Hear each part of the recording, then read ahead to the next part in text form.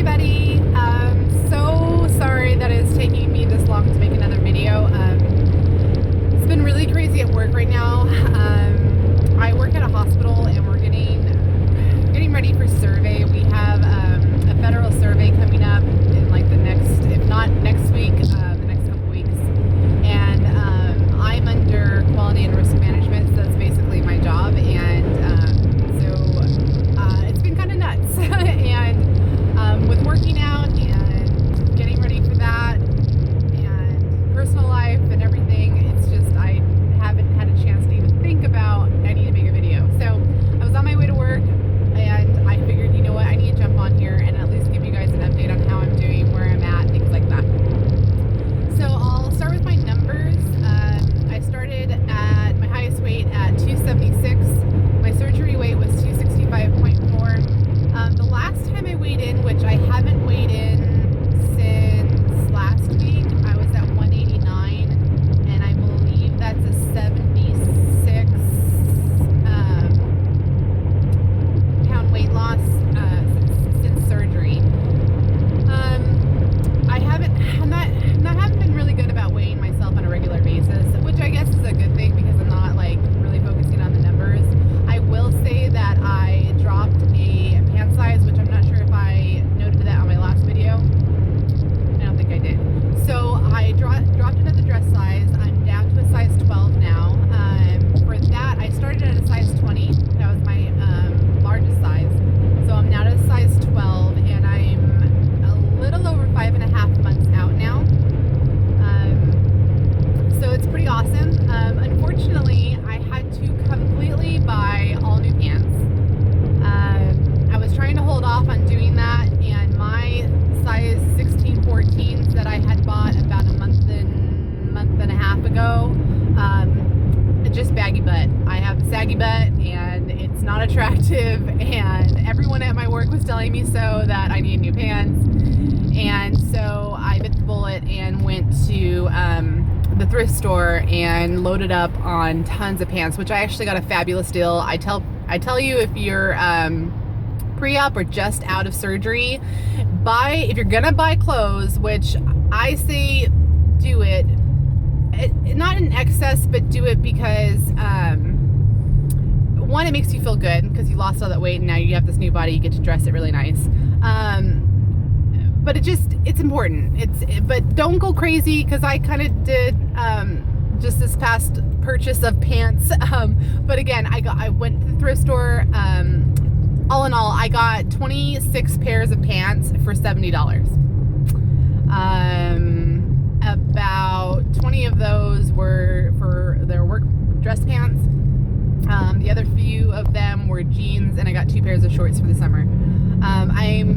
Not that I don't want to go down another dress size, but I'm hoping I don't go down another dress size for a little while, since I just bought all these new pants.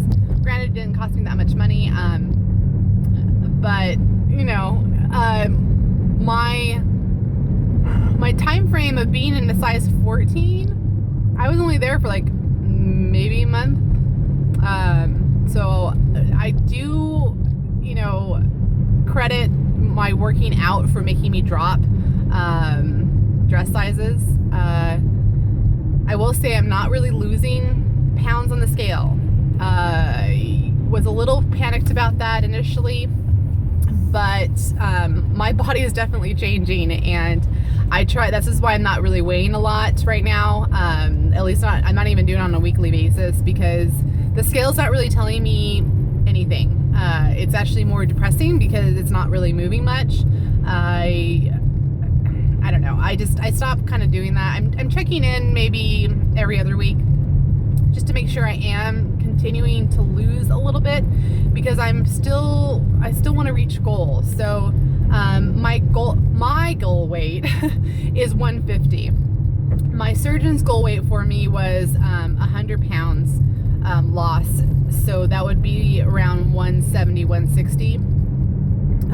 But I really want to be at 150 or a size 10. So that was my goal weight. 150, size 10.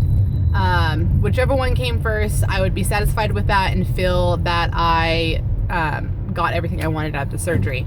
So I'm at a size 12, and I know probably by the end of the summer I will be at a size 10, and not even a year out. So I'm definitely on track, if not exceeding that track.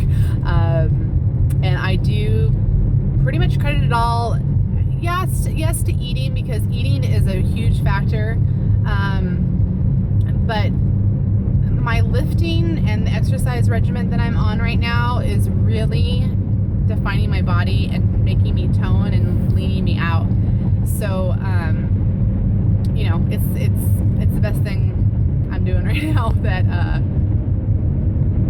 I can contribute to all the changes for me. I'm sorry, I'm all over the place today. You know, you don't do videos for a while, and then you kind of get out of the rhythm of having to do videos. So I'm trying to like kind of get back in that. Anywho, I wanted to kind of give you guys an update from my previous video about the support group that I was kind of taking over. I've been talking with the lady who initially is in charge of it, and we've been kind of deciding how the transition will take place and when she will completely 100% transfer the meetings over to me. And it's probably going to happen by the end of August. So we have met, and we're just starting transferring the information so that I can figure out the email listing and the distribution of that, and getting a listing of her contacts. And so it's pretty much going to happen. I'm very excited about it. It's a new adventure for me, which I'm really looking forward to. I'm kind of already playing that role already with the people around me, people at work, people I run into, people at my boot camp that I go to. You know, people come up to me and ask questions, and you know, I provide them with as much information as I possibly can. But really, it's just about supporting each other and giving a little light to the bariatric community for those who don't really fully understand it. You know, it's just, I'm already kind of doing it, and it's nice to be able to actually put it in a place with an actual support group. It was something that I already wanted to do and was hoping to aspire to do by the end of the year, and then this support group kind of just fell in my lap. I don't know if you haven't watched my other previous video. What happened was the leader of the support group is no longer able to do it due to her husband being very ill, and she has to become his primary caregiver, and she just doesn't have time for it. So she was actually going to cancel the support group, but I told her that I would be more than willing to take it over. So that's kind of where that's at. So I'll keep you guys posted. If you're in the Inland Empire area, you know, come out, and if you're not part of a support group, you know, come check us out. It's pretty low key, but you know, as being pre and post-op, it's very important to talk to those people who have experienced what you will or are experiencing. Some people don't get a lot of support at home or with their friends, and a support group is a place to get that. And I feel that it's a very important aspect of the mental portion of this transition and this lifestyle change. I fully and truly believe that there is a 70-30 rule. I believe that to be successful with surgery, it's 70% mental, 20% what you eat, and 10% what you do. So physically. So you know, the eating and the activity is only a very small, minimal portion of being successful with the surgery and with any lifestyle change. The majority of the success comes from your mentality, comes from your perspective and how you perceive things, how you deal with things, and having control over your mind and over how you will react to things is the number one. You know, if you can't get that, you probably shouldn't get the surgery yet. You know, you probably shouldn't go that far. Or if you can't accept the fact that that's something you're going to have to face and deal with and at least learn, I don't recommend the surgery, because you won't be successful, because the mental part it's a big role. So again, that's where kind of support comes into play. When you're not feeling good, or if you're gaining some weight, or you don't feel like you're on the right track, these people are there to help you. And it's fun to have vendors and different people come in and show you new products, let you try their products, because there's so much out there. So it's helpful to be able to provide that service to people also through sport.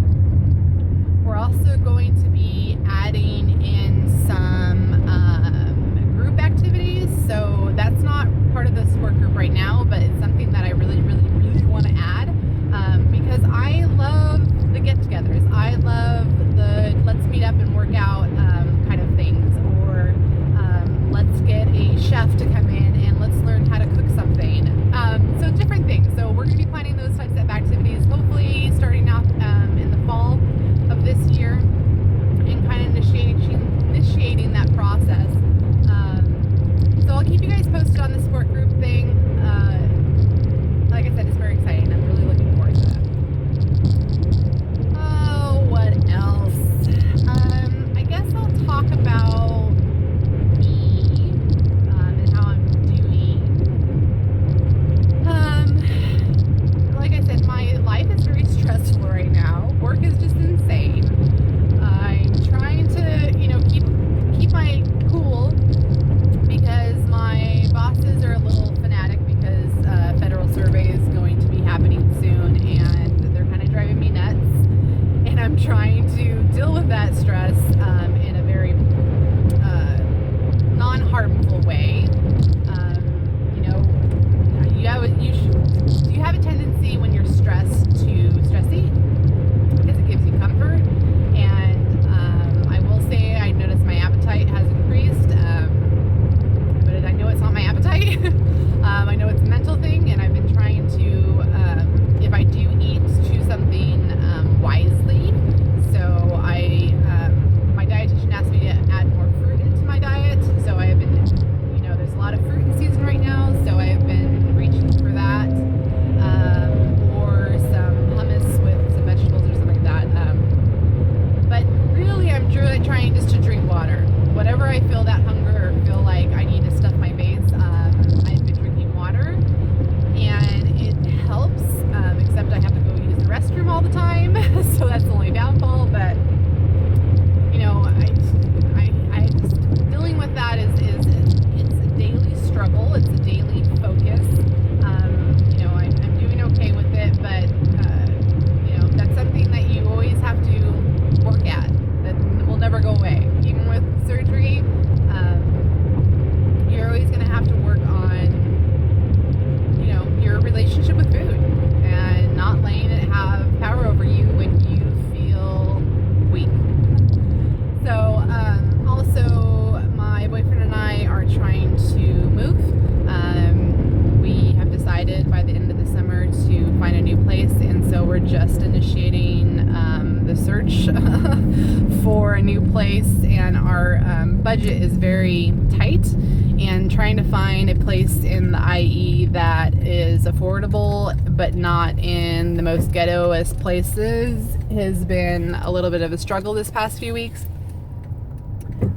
So we're continuing to look. I'm hoping again by the end of the summer to be moved, because I'm sick of our living situation. It's another stressor on me, and it's something that we've been trying to work at to be able to financially move for the last 2 years, and it's just, I'm fed up. So my patience is wearing thin, and I'm hoping that we can do this soon now that we have the finances to actually do it. Now we just have to find the place. So that's another thing going on with me.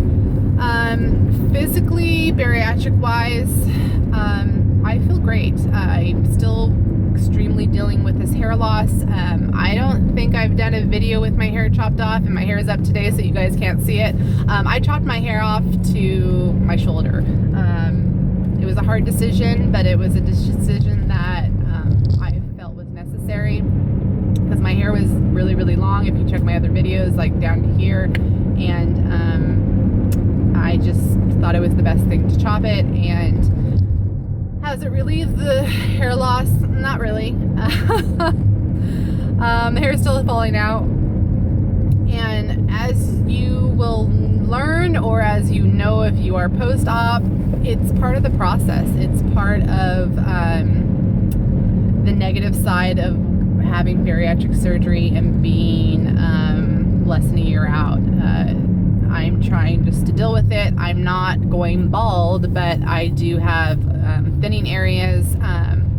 I want to dye my hair, and I'm really hesitant to because I know that might also stress my hair out. So, and believe it or not, which I'm sure other women deal with this too at a very young age. I'm only 30, but I have gray hairs, and it's not spread throughout my hair, but they're like here and there and there. And if you have your hair up a certain way, you can see them. And I want to dye my hair just to cover those, and I'm just too afraid to. So dealing with that is a little bit of a pain in my ass, but it is what it is. So I'm trying not to completely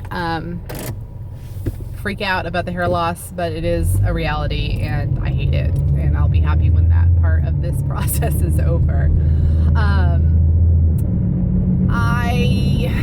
What else? Talk a little bit about loose skin. I really don't have a lot of problems with my loose skin, or at least I don't personally perceive it as an issue. I do have a little bit of underarm skin that has really reduced since I've been lifting weights. I recommend anyone who is deciding to have the surgery or has had the surgery to lift weights. It's extremely helpful. Even though your skin might not bounce back 100%, but if you fill that space with muscle, your skin doesn't look like it's really that hanging because you have muscle there. So grow your muscle, and then your loose skin doesn't look so bad. I do have a little bit on my stomach area. When I'm standing up and you're looking at me, you don't really notice it. I do have a little bit of pouch because I still have a little bit of fat still on my stomach. I didn't really carry a lot of weight in my stomach, but there is a little bit. I do notice it the most when I'm doing any type of like plank or push-up, or when you're laying towards the floor and you're up off the floor in like a plank position. I notice the skin hanging really bad. It really bugs me. I usually wear really tight clothing so that kind of is reduced, because it's a little embarrassing in my boot camp class. But I will say, when I'm in bed with my boyfriend and TMI, sorry, but when I'm on top, it hangs, and it's not pretty, and I hate it. Never gonna go away. It doesn't matter how much I work out my abs, how much I tighten that, it's not going away, and it sucks. And I, luckily, like I said, when I'm standing up normal, wouldn't even notice it. But when you're leaning over, that shit is hanging, and it ain't pretty. And maybe one of these days I might get that fixed. I'm not trying to bitch too much because it's really not that bad, because you don't really notice it when I'm standing up. But sorry, boyfriend, you might deal with that ugliness. Not that he's complaining, but it ain't pretty. My thighs are pretty good. I'm not noticing any like extreme sagginess. I will say on my butt area, right underneath the cheeks where the thigh and the cheek meet, it's a little saggy there. I've been working really hard with my workouts, with leg lifts and all that, leg lifts and lunges and all that. It has improved, especially with like the cellulite and the bumpiness of my skin, but my butt's still a little saggy there, and we're going to continue to work on that, and I'm hoping that can kind of lift its way up as I gain more muscle in that area. I'm hoping that doesn't last forever, because that ain't pretty either. Not that I wear bathing suits or do short skirts or anything, so it's not that big of a deal, but it's just aesthetically, when I look at myself in the mirror, I miss my old ass, because my old ass was pretty perky, but it was filled up with a lot of fat, but it was still perky butt. So Kind of missed that just a little bit. Anywho, I've been talking to you guys for 20 minutes. Holy cow, this might be my longest video. Sorry, I just got home. We'll wrap this up. So yeah, and all in all, I'm doing pretty good. You know, the things that I'm dealing with are the things that are normal. So I'm not trying to completely, you know, stress out about it. I know it's just a process, and there are things that one I will fix or accept, or you know, or they'll just pass, and you know, just with time they'll kind of go away. So other than that, no complications, no issues. Almost 6 months out in a couple of weeks. So all in all, this is the best decision I have ever made in my life. It's the best thing I've ever done. My life has completely changed because of it. And for all of you who are post-op, really, really look at, one, your options, two, where you want to be in the next year, in the next 3 years, in the next 5 years. This decision is a hard one, but it's really worth it.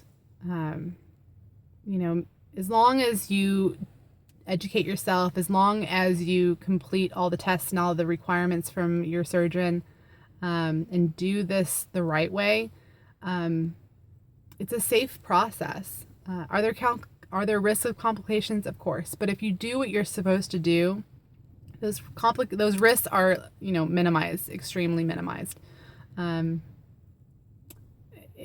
It's a life changer. I'll tell you that much. Definitely a life changer, and for me, in the positive. I wouldn't change anything that I've done. So I'll leave you with that. Hopefully I'll make another video here in the next few weeks. I try not to wait another month before I make another one. Hopefully after the survey's over at work and I can get moved and all that, it'll be a little bit easier to focus on these other things that I'd like to do. So I will talk to you guys again soon. We'll catch you later. Bye.